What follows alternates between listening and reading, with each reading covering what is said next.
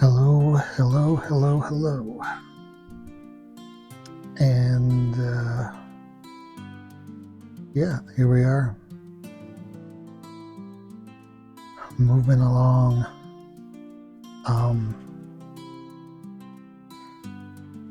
In this video, I'm going to talk about the spring of my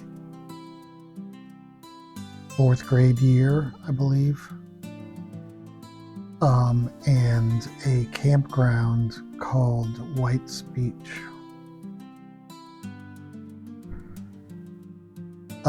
White's Beach was a weird place. It was a very, very weird place. It was a man-made lake, meaning that this dude dug up his backyard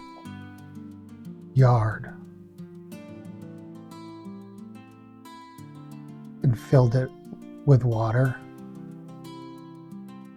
and then dumped a whole bunch of sand on one part so that it was a beach.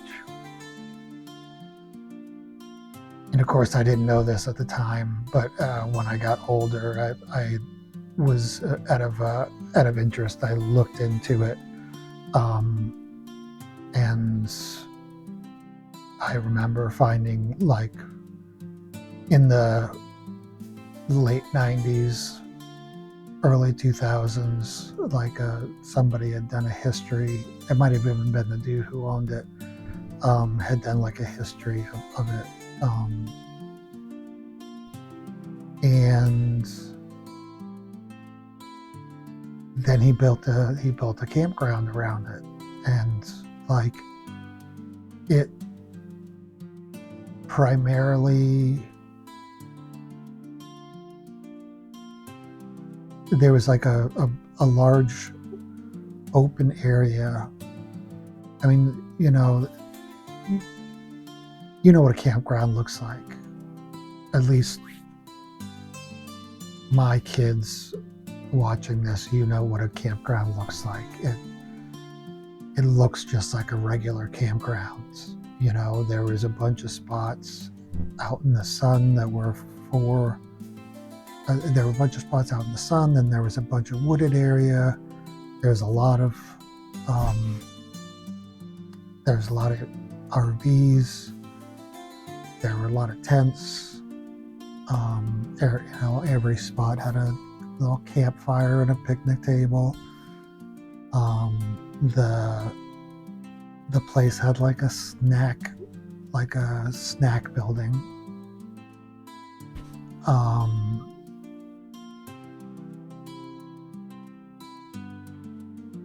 And then it had a beach, a sandy beach and a lake, and just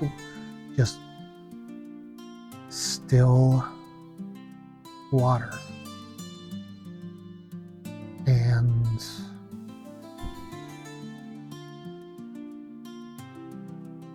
that was it.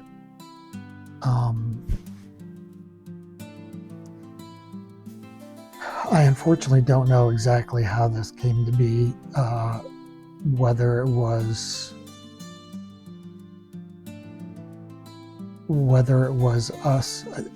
We ended up leaving Northwood Court, and I'm not sure why we left Northwood Court when we did, but we left Northwood Court in the spring, and we went to live at this campground.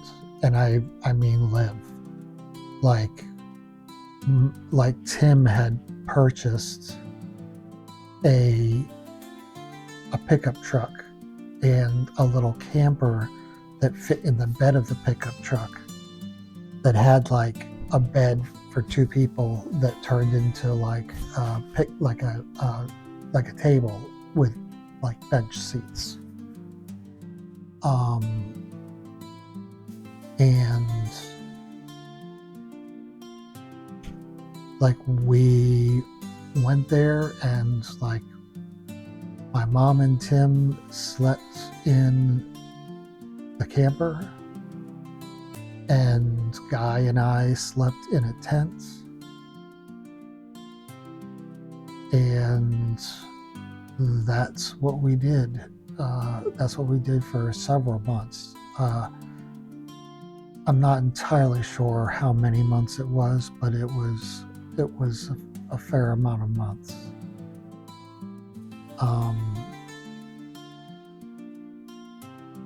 And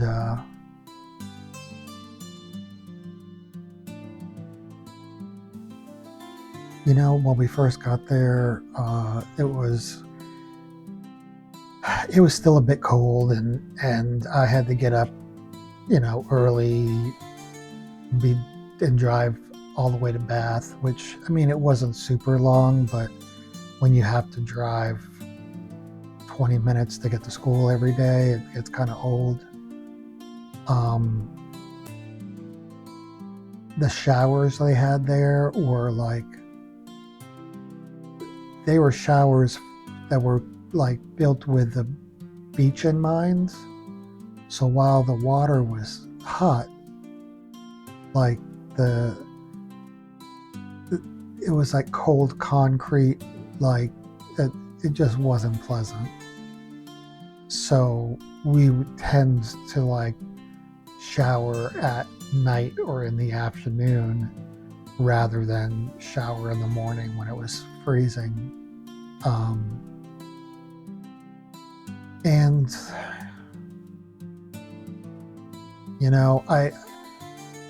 my primary feeling in the early part of that in that spring was that Guy hated it, and I loved it.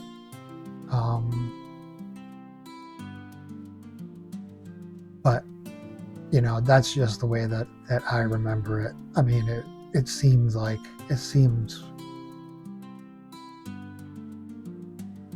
adventurous to me, I guess.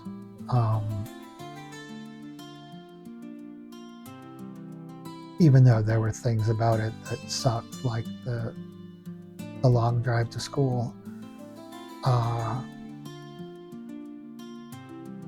And I'm assuming that we didn't change schools because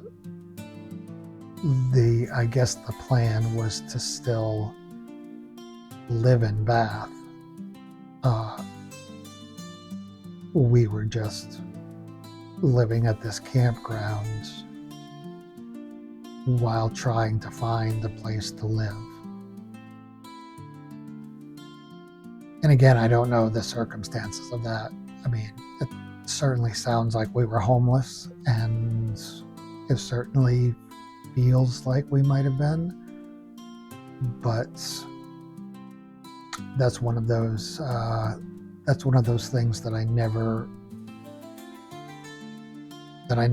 asked my mom about. It never came up. I have thought about this place so rarely over the past 30 years that that it just never came up in conversation when I was with her. So rather than insist that we were homeless, I'm just going to say that, I don't know, we were between housing. But I don't want it to sound like I'm trying to, make it something that it wasn't. I just don't know.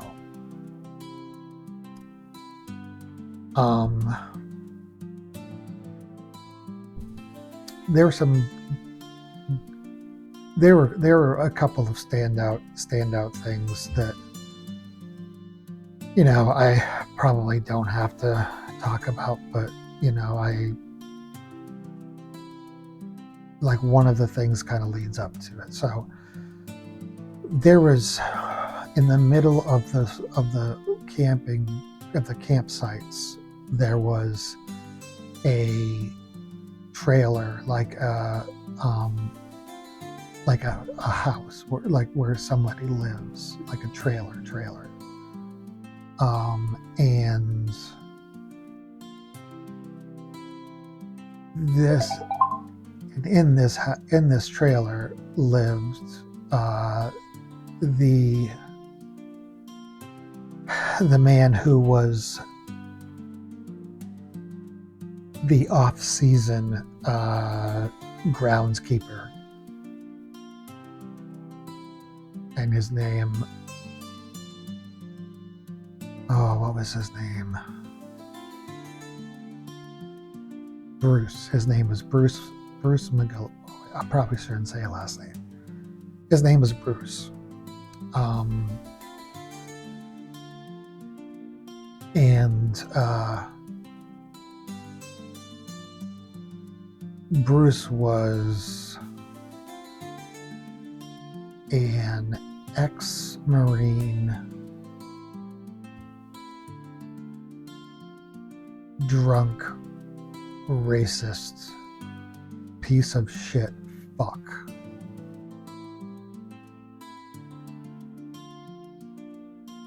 And he became good friends with Tim. So we had to deal with him a lot. And he would kind of remain in our lives for until I was in my 20s.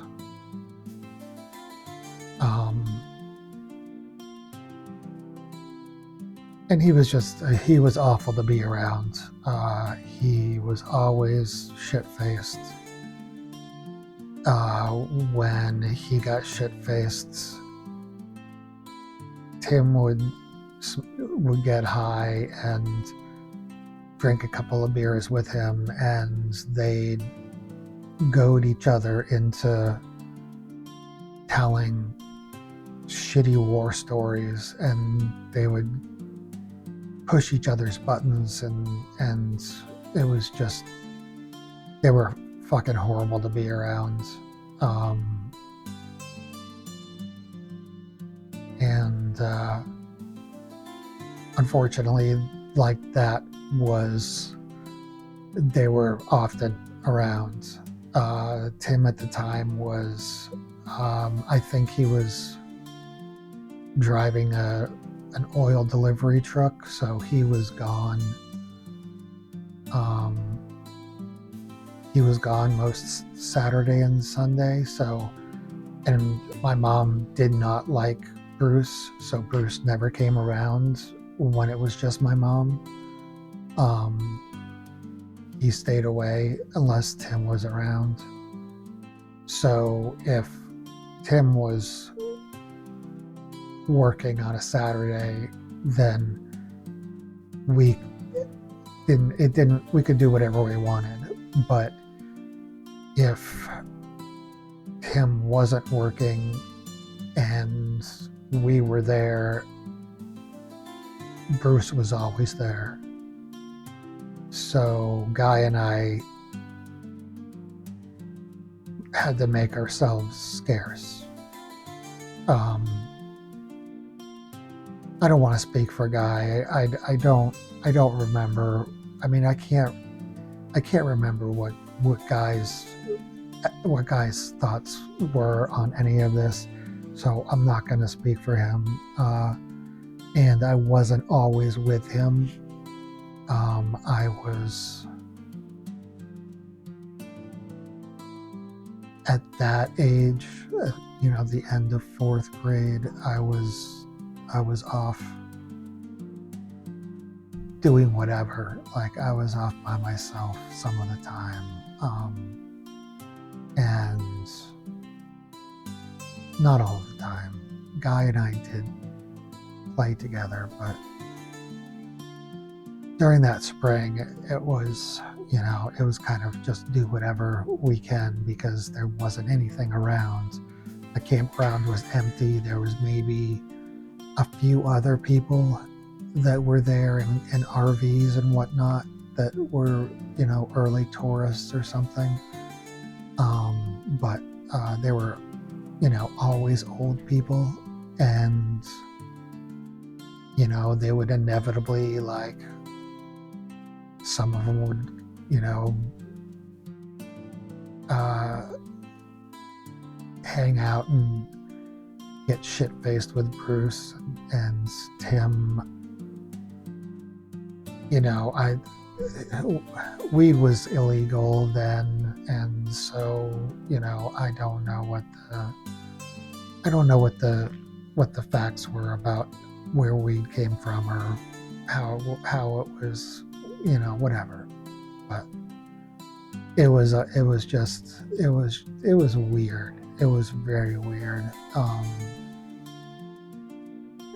There was often a lot of like some of the campers were people in RVs that that also they drove a Harley behind, and they would hang out in their motorcycles, and it was just a weird scene. And so I made myself as scarce as possible during that spring, and would fuck around. There was like a horseshoe court, and I don't think there was a tennis court, but there might have been like a badminton area. And I'd wander around the woods near the campgrounds, and just try to entertain myself as best I could.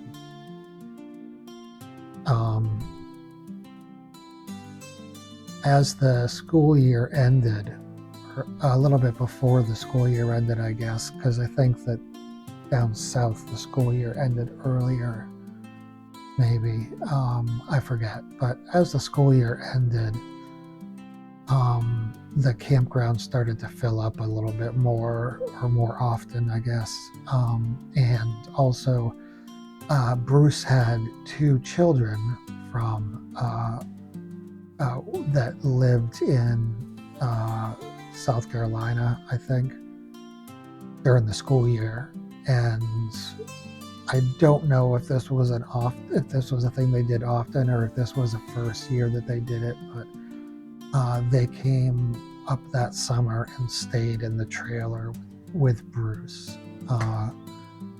And his son was maybe 2 years younger than me. And he had a daughter, Wendy, who was a couple years older than me, so a little bit younger than Guy. I'm not sure. I don't recall if Guy and Wendy really, really like clicked as friends. But Brett, the child, the boy, and I were close enough in age that we started hanging out. He wasn't even then in 4th grade. I was kind of a weirdo. I was kind of an outsider. I mean, obviously. I was still like really obsessed with music, and I listened to music most of the time whenever I could. And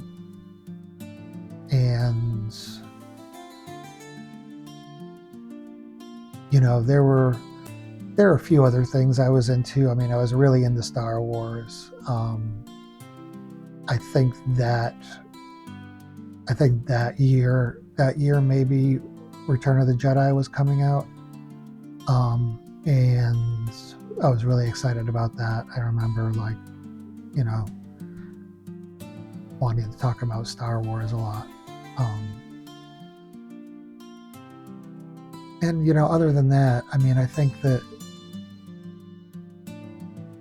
it was hard when I mean, we were out at this campground. I mean, we didn't have a TV.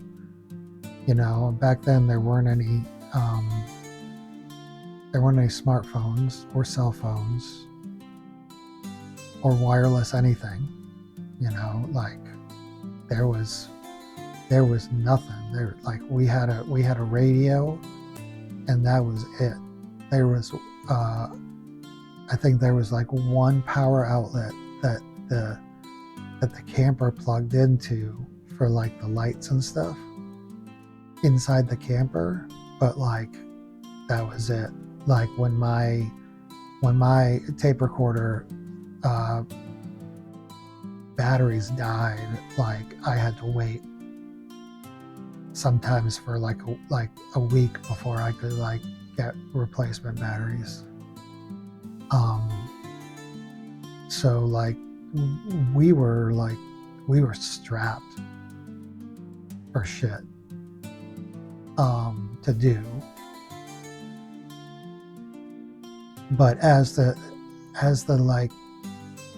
weather started getting warmer, then it became a bit more exciting because we were living at a campground and there's a lake, and there was this like there was a raft in the lake, except it wasn't like a raft, it was like cemented into the ground, and so like we pretty much spent the entire summer swimming out there and like hanging out on the raft and then like swimming back, which was great. I mean, it really is a great way to spend like a whole summer. Like I know that the boys are familiar with something like that, with being able to go to their mother's family's house on Sebago during the summers. But yeah, it was definitely great, and having a built-in friend with Brett, the son of the caretaker or whatever, was at least, I always had somebody around to play with, and as more people started showing up, there would always end up being like, a family who was stopping there and staying there for a week or whatever, and so we had no like shortage of friends to play with. And I mean, in those days, pretty much like there weren't very many kids that you at least boys that you met that didn't love Star Wars. So it was nice. And as the summer started coming up and it started, the campground started filling out, and the often drunken fighting or arguing that was going on was a bit more normalized because there were more people around that were doing that sort of thing. So it wasn't quite so weird. And at least for the most part, it wasn't quite so weird. That summer was the summer I learned how to play Dungeons and Dragons. There was I'm not sure if it was somebody we knew or somebody else, but somebody who I think was Guy's age taught us how to play, and we played quite a lot from that point on. That was a lot of fun. at one point, I guess at one point in the summer,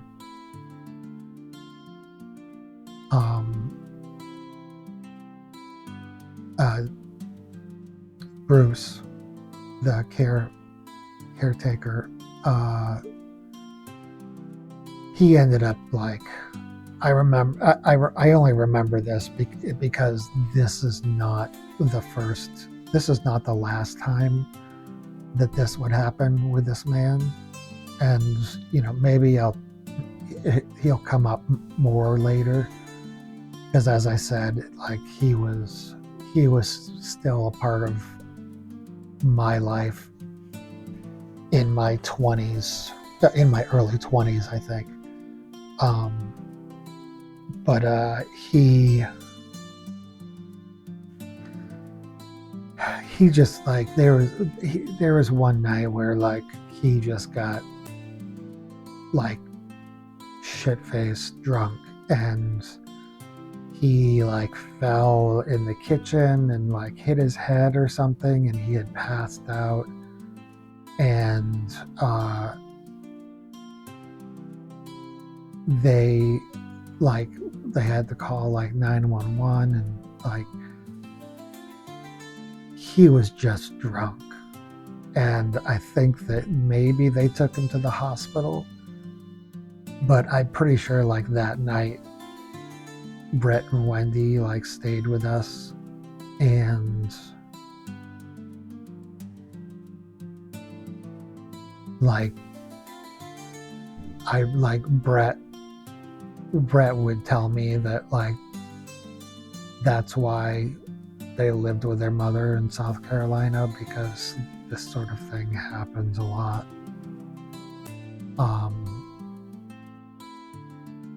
And it sucks. Like I said, they were pretty nice kids. And Wendy was probably only 12, and she worked so hard to take care of her father and to try to keep him, at least sober enough to not fall and hurt himself.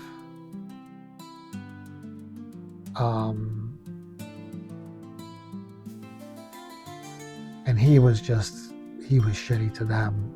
I don't want to say that he was physically abusive to them, but he was abusive.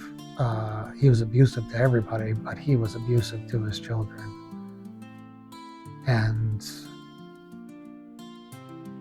it just sucked. It put more of a downer on everything, because I think it was at that point where my mom was like, that motherfucker doesn't come anywhere over here. She just wouldn't put up with that shit. The kids were allowed to come over whenever they wanted, but Bruce was not allowed. And I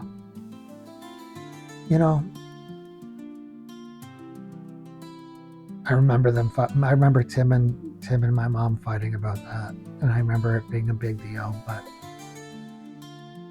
my mom never backed down. And much to Tim's dismay, Bruce was no longer allowed at our campsite. So Tim just went to him and hung out at his place and did his thing over there, which was fine with the rest of us, honestly. But it was just a rough situation to go through.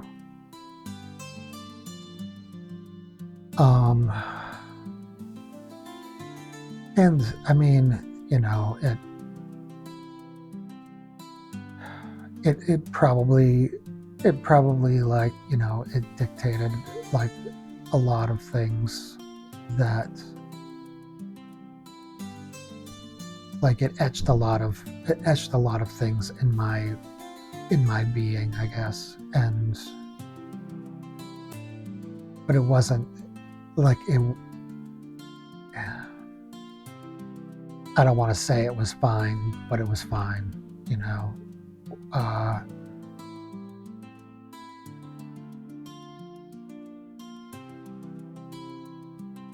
I at least had a better childhood than Brett did,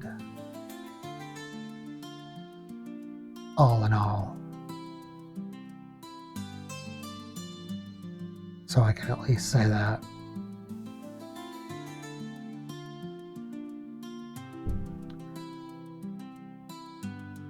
But in any case,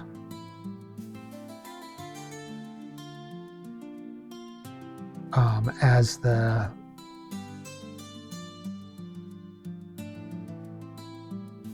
August ended, Brett and Wendy went back to wherever they came from, where they lived with their mom, South Carolina. And at some point, I'm not even really sure when this happened, but we ended up buying a house in Bath, and it was the first house that I think I ever lived in. I'm not sure about Guy, but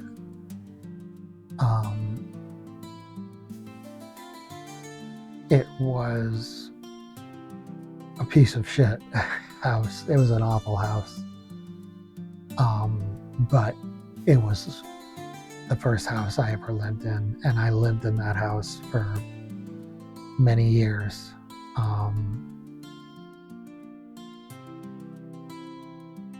And that was on Edward Street in Bath, and it was kind of on the other side of town from Northwood Court, so it was no longer in the projects.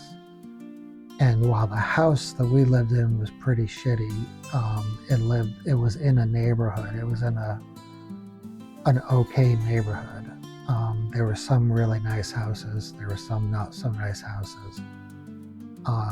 But it was a neighborhood nonetheless.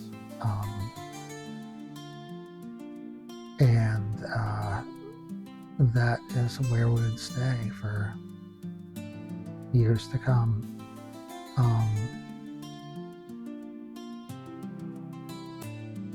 But I think that I will save any further stories for that. We'll move on to the next big chapter in my life, which is Edward Street in Bath, where very big changes came to me in my 5th and 6th grade years, and 7th and 8th and 9th, and yeah, all of them really. But yeah, we'll walk down that road another time. So Jasmine, Jack, Silas, I love you guys. Love you guys very much. And I will continue on soon. For anybody else out there who is watching this, why you peeping?